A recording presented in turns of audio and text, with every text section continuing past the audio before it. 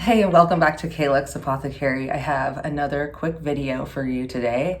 It's another essential oil hack, if you will, and it's regarding bottles, like cool bottles that you find in the store, but you want to reuse them, and you want to take the label off. Sometimes these labels are just a nightmare. They're really they're super stuck on there, and then you're left with the grimy glue underneath.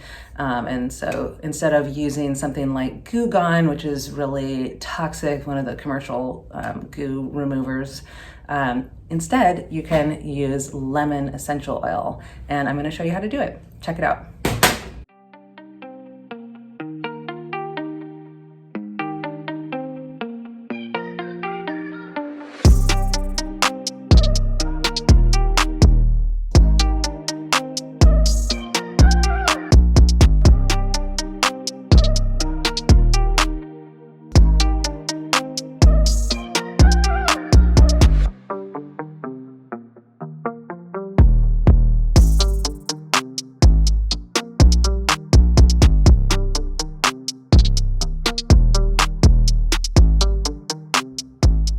So there you have it, lemon essential oil instead of Goo Gone. If you like this content, hit subscribe and we'll see you next time. Thanks for watching.